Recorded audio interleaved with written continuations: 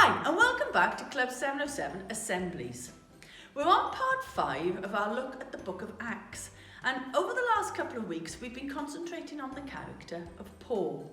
We've seen him convert to Christianity on the road to Damascus, and after that he spread the gospel, the good news of Jesus, all over the Roman Empire.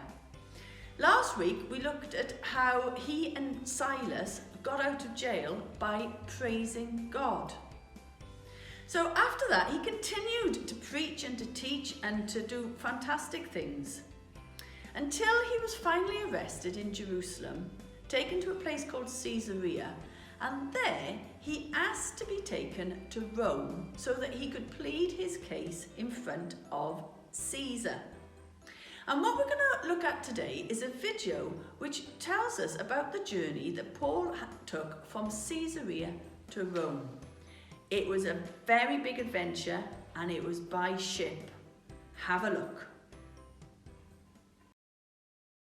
Paul's journey to Rome, Acts 27 and 28. Paul was a prisoner in Caesarea near Jerusalem. Some of the Jews had accused him of doing wrong, so he wanted to sail to Rome to have his case tried there. Julius, a centurion, was in charge of getting Paul and the other prisoners to Rome. Luke and Aristarchus, Paul's friends, decided to join Paul on the journey. Paul's boat sailed along the coast of the Mediterranean Sea.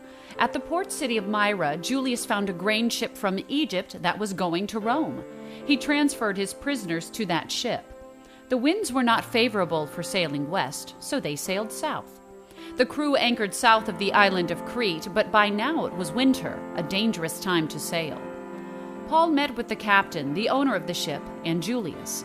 "If we continue this voyage, there will be damage to the ship, a loss of cargo, and possible loss of life," Paul warned. But the owner and captain wanted to sail to a safer harbor. Julius followed their advice. When a south wind blew, the sailors saw their chance to leave. Not long after they set sail, however, the ship was caught in a terrible storm. The sailors could not control the direction of the ship, so they let the ship ride with the wind. The sailors tied ropes around the ship to strengthen it and keep it from falling apart. As the storm continued, the ship was in danger of sinking because of its heavy cargo. The next day, the crew began to lighten the ship by throwing cargo overboard. The third day, they threw out some of the sailing gear. When the storm grew worse, the men could see neither the sun nor the stars, so they did not know where they were or in which direction they were going. Eventually, they gave up hope of surviving the storm.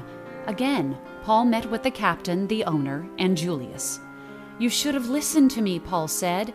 "But cheer up. An angel of God told me that I would arrive at Rome and everyone on board would survive. The ship, however, will be destroyed. I believe what God has said will happen, but first we must run aground on a certain island." At midnight on the 14th night of the storm, the sailors determined they were close to land. They didn't want to crash on any rocks, so they threw 4 anchors off the back of the boat and waited for morning. Meanwhile, the sailors decided to save themselves. They started to lower the rowboat, pretending to attach anchors to the front of the boat. Paul saw them and told Julius that unless everyone stayed on the boat, they would die. Julius gave the soldiers orders to cut the rope and let the rowboat fall into the sea. Paul promised everyone they would not die. Then he took bread, thanked God for it, and instructed all 276 people on board to eat. In the morning, the crew saw that they were anchored near a bay with a beach. They let go of the anchors and steered the ship toward the bay. But the ship got stuck in the sand, and soon the waves started to break up the back of the ship.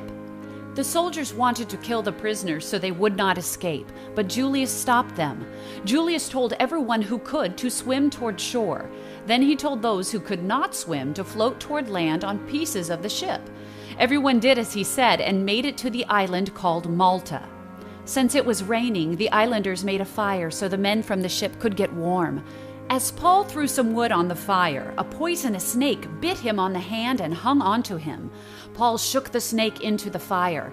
The islanders were convinced Paul was a murderer and was being punished. When Paul did not die, they decided he must be some kind of god. But it was actually God's power that kept Paul from dying. Paul and the rest of the prisoners and crew stayed on the island for 3 months. During that time, Paul healed many of the sick and shared the gospel with the lost. After winter, Paul sailed to Rome, where he stayed in his own rented home under a guard's watch. Paul remained faithful to God even though his voyage to Rome was hard. We should remain faithful to God no matter what happens in our lives too, because we know that God is faithful to us and loves us very much. Wow, Paul had to go through a lot, didn't he? Yes, he did, but God was always there for him. Yeah, but I think it might have been easier if the sailors had actually listened to Paul's good advice in the first place. You're right, it's very important for us to listen to good advice. Most of the time, I listen to Alison's good advice. Yes, because I'm so much wiser, you see. Or because she's very old. Or because she has a lot of experience of life. Nice recovery. Anyway, so Paul didn't give up as well, did he? No, if you think about it, he was on that ship being tossed around for like 2 weeks. Then the ship crashed, then they had to swim to shore, and then when he thought everything was okay, he got bitten by a snake. Oh, snap. Yeah. Oh, that was horrible. So he kept things going. Now, as you probably noticed by now, I need to improve my English every day. I'm trying every day. He's very trying every so day. I'm keeping going every day. I'm not going to give up until I can speak proper English. Proper tidy English. Proper tidy Welsh English, yes. And when I was your age, I struggled with reading and I had to have special catch-up lessons. But instead of feeling down, I kept on going and I caught up quite quickly. In fact, looking back, being able to persevere through things actually made me a stronger person. Very good. You can read very well today, Alice. Thank you very much. So, Raf, will you pray for us, please? Let us pray. Here we go. God, we thank you for the opportunity that we are having today. And to remember that you're always going to be there for us. Also remembering that good advice is very important for us. To listen to good advice. Also, help us to not to give up. Help us to keep things going. And when we have you on our side, we are going to be doing this. In Jesus' name, amen. Amen. So, thank you, Raf, for that prayer, and we're now going to sing. We are going to sing. See you next time. We'll see you for the last in the episode of Acts next week. Bye-bye.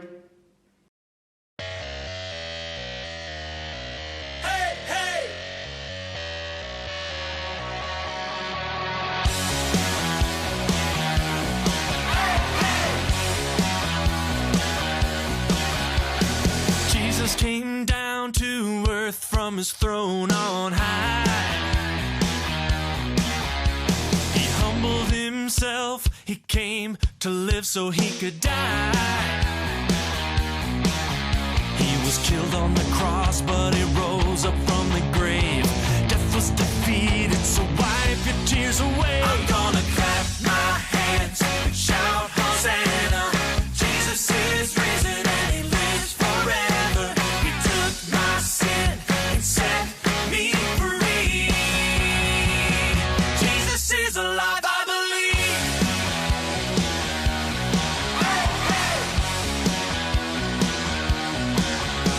To make our way to God, there is nothing that you and I can do. Helpless on our own, we needed him to come for our rescue. Our sin has a price that we could never pay. Jesus paid it all so we could be saved. I'm gonna clap my hands and shout Hosanna. Jesus is risen and he lives forever. He took my sin and set me free. Jesus is alive, I believe.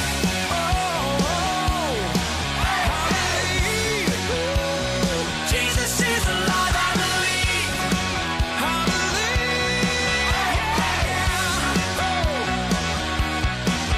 Jesus is the Son of God.